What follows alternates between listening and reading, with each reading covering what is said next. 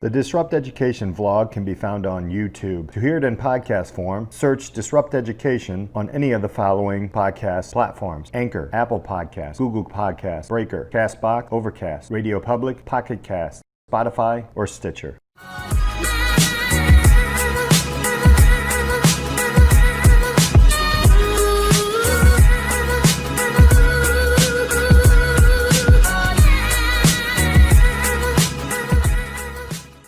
Welcome to this episode of Disrupt Education. I'm Peter Hostrasser. I have Jonaed Iqbal here, who is the founder of NoDegree.com. And if you know Disrupt Education, when I heard NoDegree.com, I had to get Jonaed on here. Jonaed, thanks so much for being here with us, man.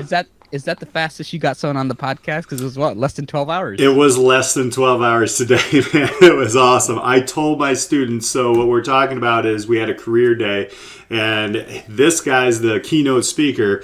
And I told my students actually before, I said, I am going to get him on my podcast because I got to learn more about him. Yeah. And it happened in 12 hours. So that's awesome. That's the beauty of today. It's like you put yourself out there.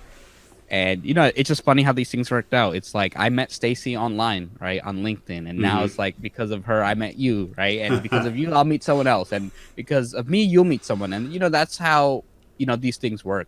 Yeah, it's connections, it's networking, it's moving, a lot of moving parts. Well, let's jump into who you are, man. What are you doing these days? Let's go back. Let's start with your education. What was that path like? Because you got a very unique education path, which we all do.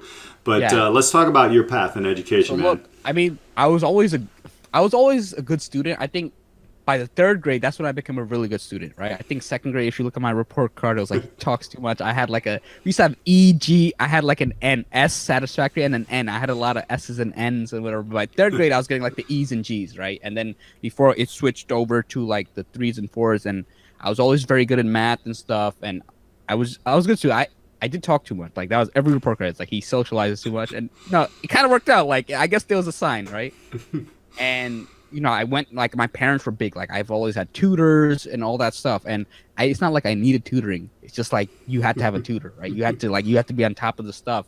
And I remember in 6th grade, I went to like a summer school, and they put me in 8th grade math, and I had the highest grade in the class, right? So in summer, I spent like 30 minutes on the bus, like going to this 2 classes and all that stuff. So, and then I went to like a competitive high school, one that you had to test in. So I went to the Bronx High School of Science. It's a top 20 high school in the U.S., and it's super competitive, right? And it's like you can't get in. There's no tuition. You have to, on this test, you have to get above a certain score, and it's the second hardest one to get into in New York City. The first is Stuyvesant, so that has a higher credit score. I think I was off by a few points, but it worked out.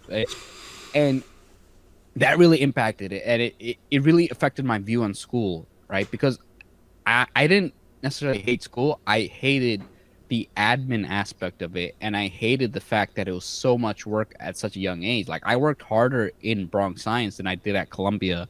I've worked more hours probably during work here and there, but like what I enjoyed about schools was I was captain of the wrestling team, but my commute was like an hour and a half, so I have to wake up at 6 a.m. every day, and I'd come home at 9 p.m. and then I had like, dude, we used to have like 3 to 4 or 5 hours of homework. Like some of these teachers were crazy. Like I'm all okay with homework, right? But some of these teachers, like they used to take like an hour or 2 and then tests and all that. And it was tough. But, then I was so burned out from high school.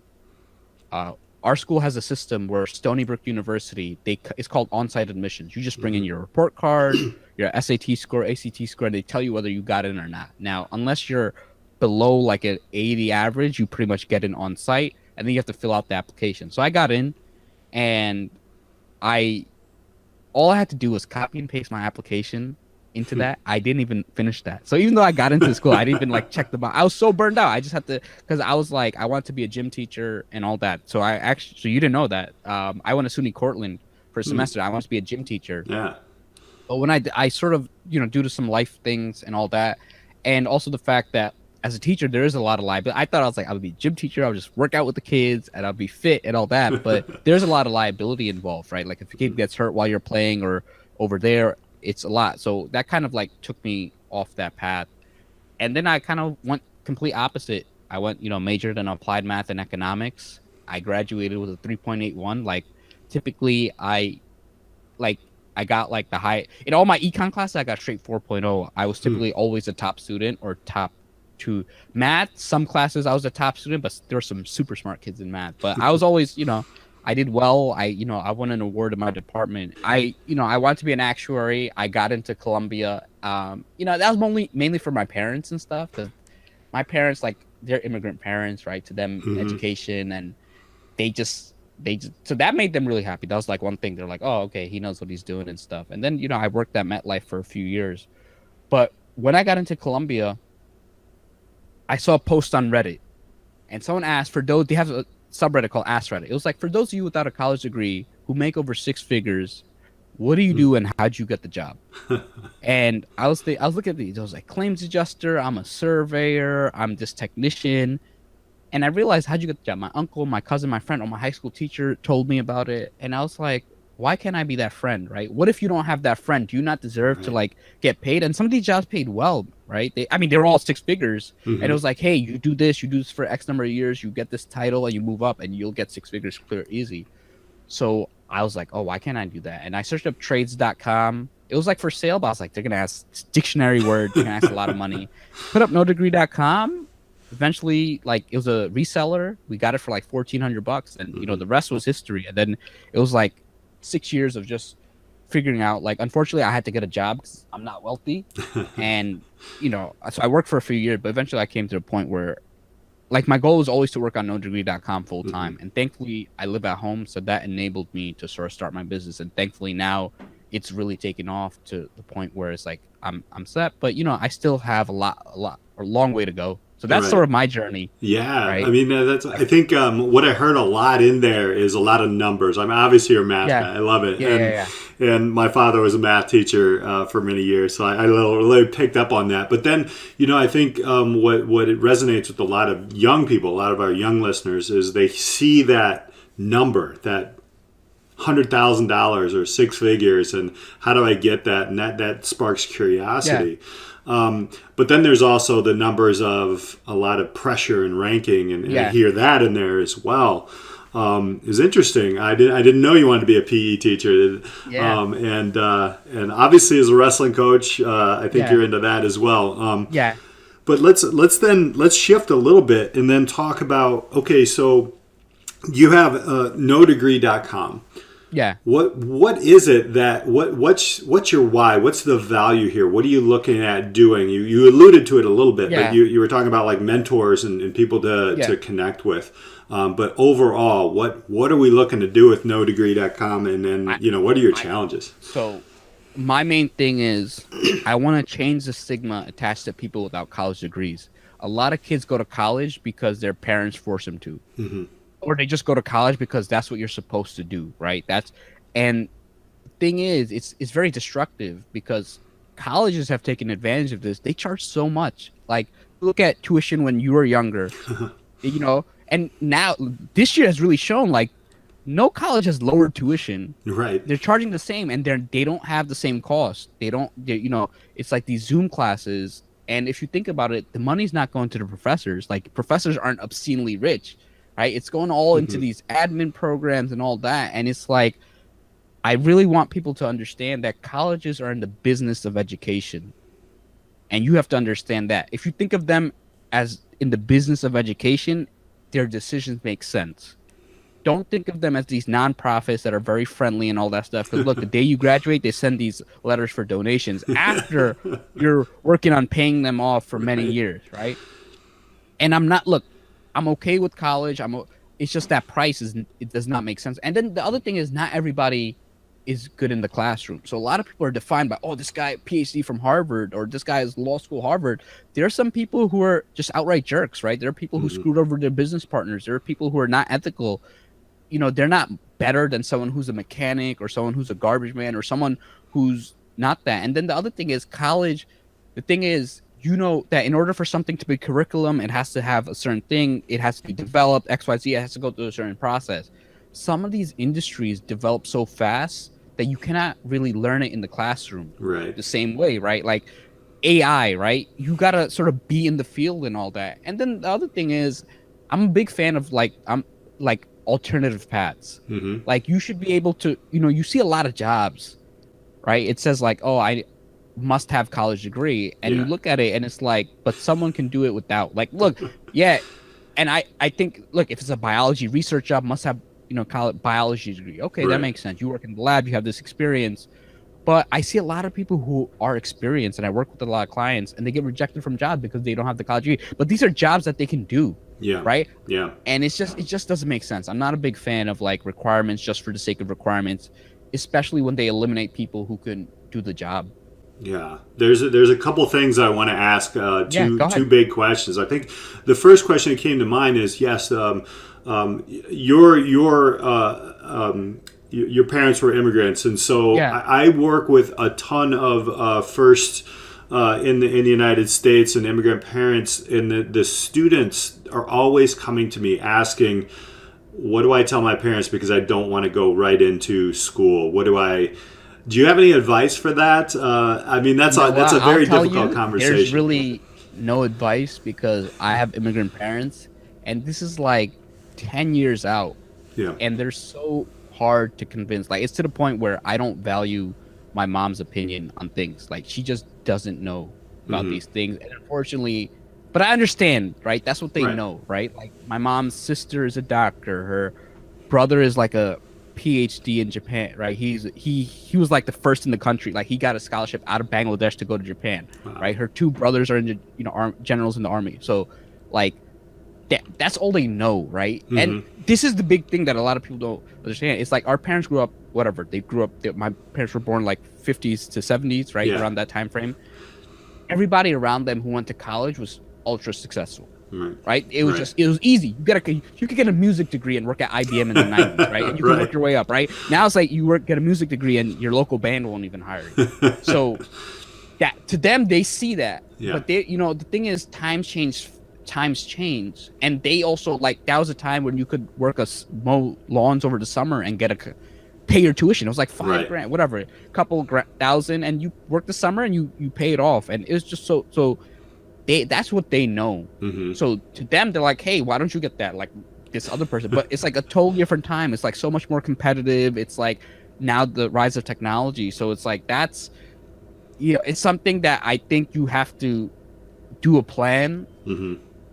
And I think like it's such a hard conversation just because it's like you have to really understand it. And some people, like I have someone who I went to high school, elementary, middle school, high school with, and her dad was like, yo, if you're not a doctor, we're gonna disown you. Like that's a conversation. And at Right. that, you can't reason with someone like that. Right. At that point, they have a certain image, and you can't. But I would tell your parents, be like, if you plan on not going to college, you have to show them that you're doing something. Yeah. Because what ends up happening, and I see a lot of people when they don't go to college and they don't have a plan, it's so easy now to browse social media all day. So easy to fall into video games. And I've seen people years wasted, right? Because you're just playing video games, they're doing all this stuff. So make sure that you have a plan. Like you tell them, hey, I want to do this.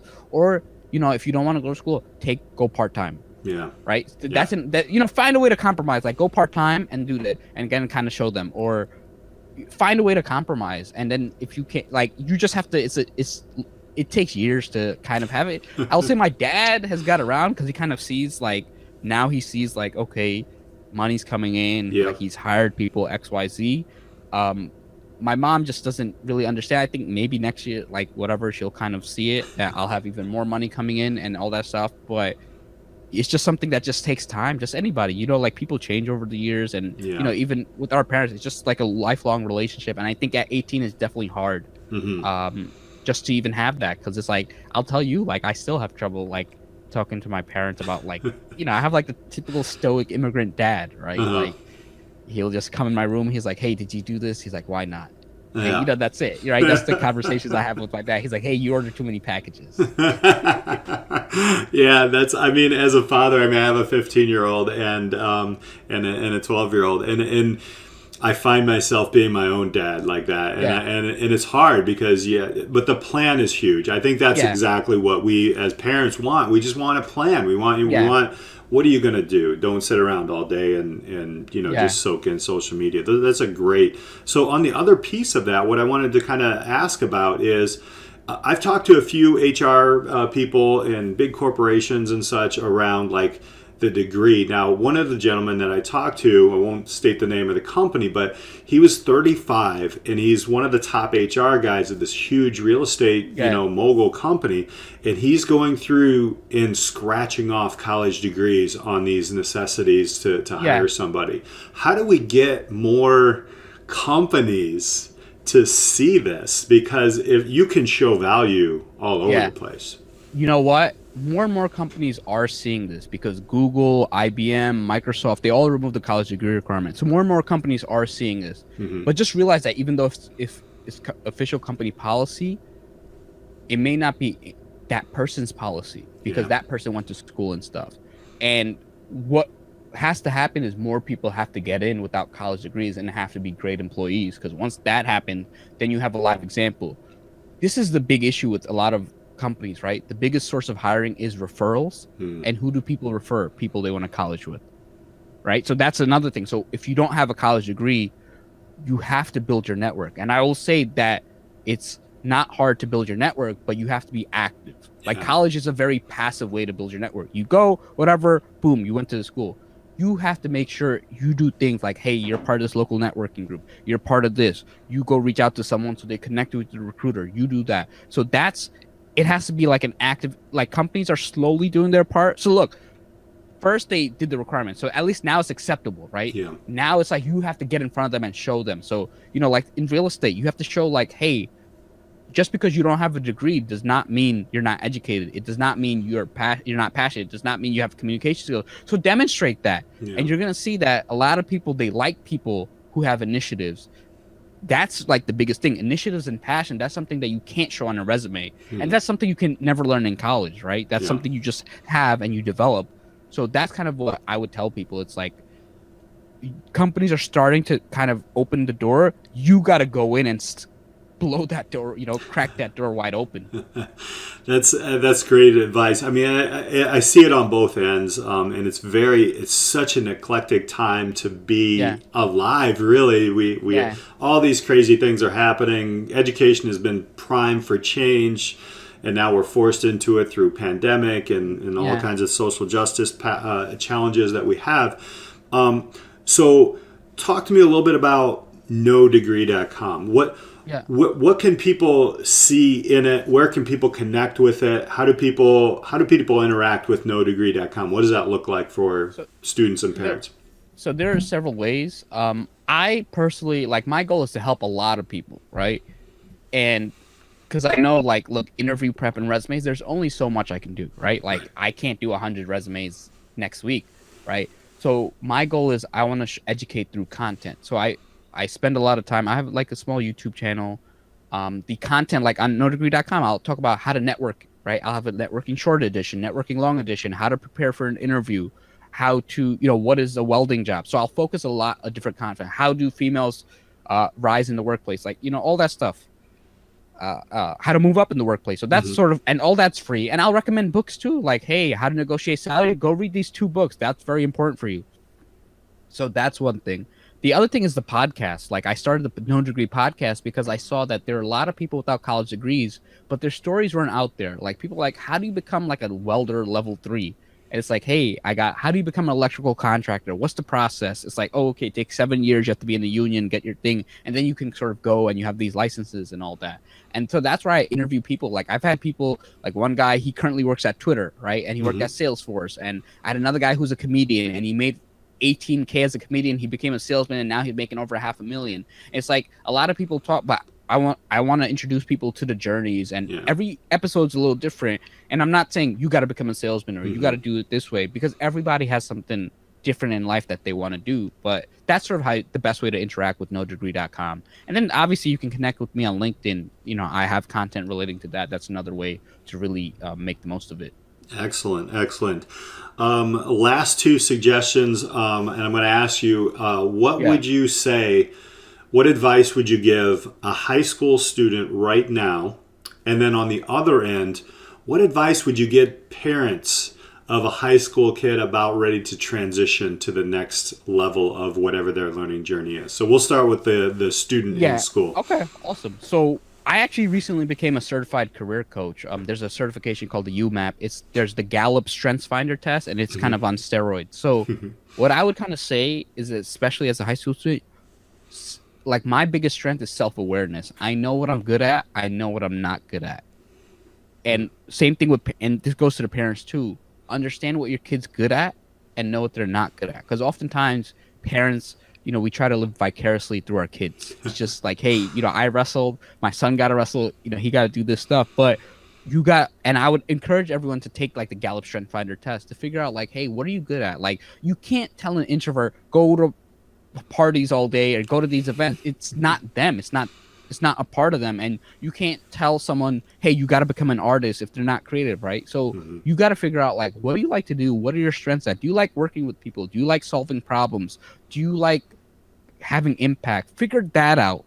That's more important at a younger age, and then you can siphon your energies into the right things. Like I've seen and it's okay to switch. It's okay to figure yourself out, but don't just go into a path because your parents want you in that path. Because look, I know someone who is like in dental school, final residency, and he's not a dentist. Like he'll do good at that job, but he's always thinking about business. He's always and it's not him. And unfortunately, like once you commit to that and you spend all this money, you have no choice but to do it for a few years. Yeah. Now, same thing. Parents understand that your kid's not the other kid, right? One thing I disliked about my parents is like, oh, this person got this person got a high grade, this person is doing this, why aren't you doing that? It's like, kind of understand that it's okay if your kid's not that, but make sure help your kid be the best version of themselves, right? Yeah. Understand that they're still growing and help them along the way. And I think that will like make a big difference. And it's something and it's not easy, right? It's like, you're still like, look, I hang out with my nephew, but encourage, like, for example, like, I know he's going to watch YouTube. Like, you're not going to stop a kid from watching YouTube. So I'll kind of tell him, be like, hey, can you research podcast mics? Yeah. Can you research monitor? And what he'll do is he'll go on YouTube and he'll be like, hey, you need this for your podcast mic. Because they're going to do certain things. So kind of push them in a slightly different direction that they can kind of help you. And you'd be surprised that what you can do. Because there is some positive social media, like technology, right? How to build a PC, how to do these things. And you'd be surprised that these are great things. And then they get into these passion projects, they start building and all that stuff. And now it's a creative outlet of their time. Now they're spending their time doing XYZ, learning how to do this, and they can take it somewhere else. And then in an interview, they can show a picture of their custom built PC, and that sets them apart, and that helps them get a tech job. And like, that's how life goes. Like, find ways to like work with your kid, because it's like working against someone is just not gonna work, right? It's just like, it's antagonizing from both ends, and it just doesn't get anywhere. It's funny you brought up computer. My son is actually the one who built the computer I'm working on right now. Nice. That's and that is such great advice. As a father, it's tough. It is hard to let your kid get out there and fail.